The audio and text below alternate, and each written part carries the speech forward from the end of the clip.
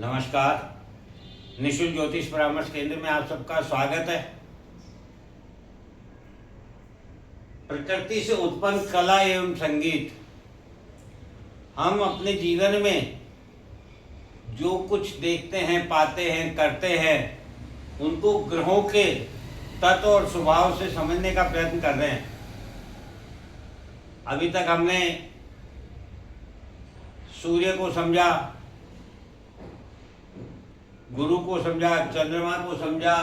आज हम शुक्र को समझने का प्रयत्न करते हैं।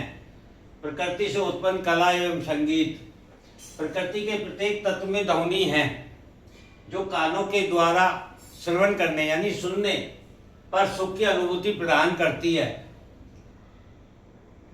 जैसे जल की कलकल ध्वनि, झरने जब हम देखते हैं उसकी जो आवाज आती है वह बड़ी मनमोहक होती है। वायु की सरसराहट, अग्नि की रोशनी, प्रकाश, भूमि का गुरुत्वाकर्षण, आकाश की गड़गड़ाहट, ओम की ध्वनि।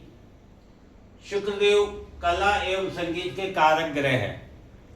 कला एवं संगीत के कारक ग्रह शुक्रदेव है। ध्वनि में संगीत है और संगीत को सुर देना एक कला है। पाक कला, सुसंगीत कला, शिल्प कला, चित्रकला, शस्त्र कला, शास्त्र कला, युद्ध कला, समस्त हस्तकला जितनी भी है उन सब के स्वामी शुक्र है।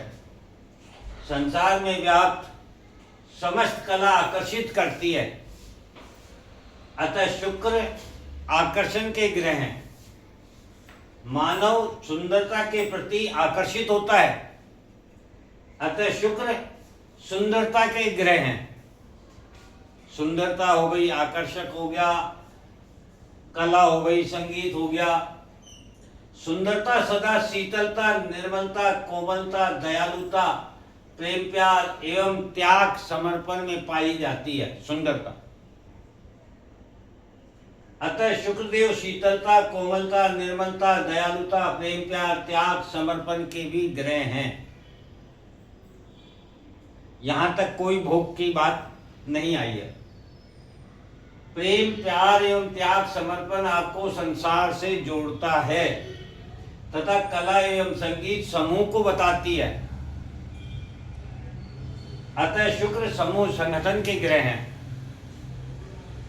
समाज को जोड़ने का काम, संगठन का काम। संतान वृद्धि के लिए मानव को जुड़ना होता है, अतः शुक्र संतान वृद्धि के ग्रह हैं। जब जोड़ेंगे तो संतान वृद्धि, वंश वृद्धि, समाज वृद्धि।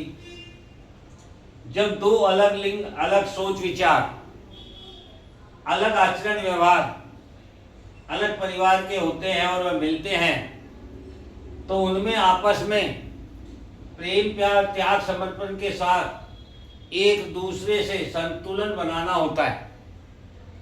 दोनों के अलग विचार है, अलग संस्कार है, अलग सोच विचार है। ये संतुलन बनाना ही सामंजस्य स्थापित करने के ग्रह हैं शुक्र। प्रकृति में नवसृजन के लिए कला, संगीत, मधुरता, प्रेम, प्यार, त्याग, समर्पण का होना आवश्यक है। प्रकृति में नवसृजन, कुछ भी तैयार करने के लिए, नया उत्पन्न करने के लिए कला होनी चाहिए। उसको कैसे बोया जाए, कैसे उसकी सुरक्षा की जाए, कैसे काटा जाए, कैसे बचाया जाए, संगीत, मधुरता, प्रेम, प्यार, त्याग, समर्पण का होना आवश्यक है। और ये नवसृजन ही संसार में धन है। जो कुछ नया पैदा हो रहा है, प्राकृतिक प्रदत्त जो हमें प्राप्त हो रहा है, वह धन है तथा धन के द्वारा ही आदान प्रदान संभव है। हम किसी भी चीज का, वस्तु का, प्रकृति के किसी भी उत्पादक का मूल्य अंकित करते हैं तो उनमें बैलेंस बनाना, संतुलन करना आसान हो जाता है।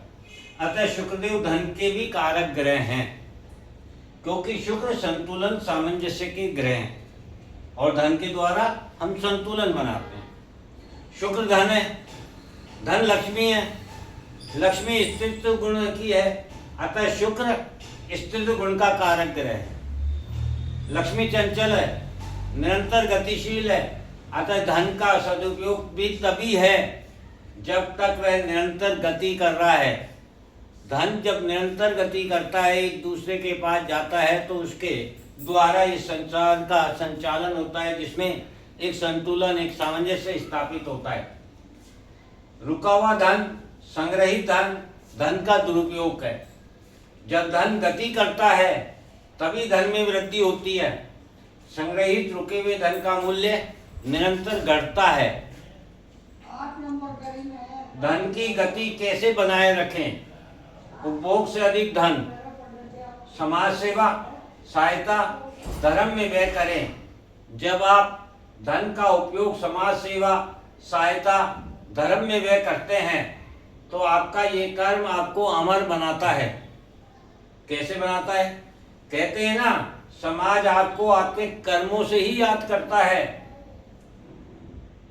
आप याद नहीं रहते, आपके द्वारा इस समाज में किए गए कर्म हमेशा याद किए जाते हैं और उन्हीं से आपको याद किया जाता है। इस प्रकार आपको अमर बनाता है। इतिहास इसका गवाह है।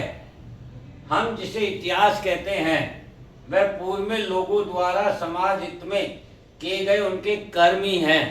हम जो कुछ इतिहास में पढ़ते हैं वह यही तो पढ़ते हैं, यही तो समझते हैं कि पहले के लोगों ने क्या करके दिया इस समाज के लिए। उसी काम से उनके नाम को जाना जाता है। निष्कर्ष, यदि ईश्वर ने आपको सुंदरता, ममता, प्रेम, प्यार, त्याग, समर्पण एवं धन दिया है तो ये शुक्रदेव की आप पर असीम कृपा है।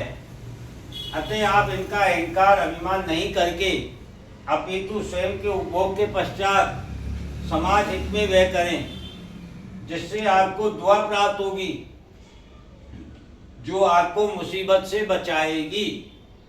क्योंकि धन लक्ष्मी चंचल है, गतिशील है, अतः ये रुकने वाली तो है नहीं।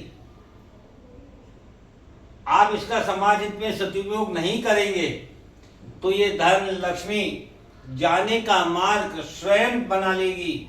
और धन लक्ष्मी जाने का मार्ग जब स्वयं बनाती है तो वह आपको कष्ट, मुसीबत, पीड़ा देकर जाती है।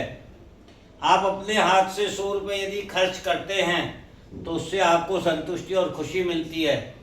आप अपने हाथ से किसी को 10 रुपये देते हैं, सहायता करते हैं किसी की, तो आपको खुशी मिलती है। किंतु वही 10 रुपये यदि आपके गिर जाए कहीं तो आपको तकलीफ होगी। धन लक्ष्मी समाज में संतुलन बनाने के लिए है, भोग के लिए नहीं है। क्योंकि भोग ही रोग को जन्म देता है।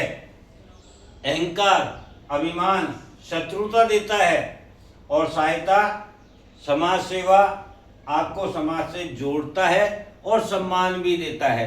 तो धन का सदुपयोग समाज सेवा में है, धर्म में है, सहायता में है। इस प्रकार से हमने शुक्र को भी समझा और इसके किस प्रकार के रूप है उसे समझा, उसको कैसे इस्तेमाल किया जाए उसे समझा। जय हिंद, जय भारत।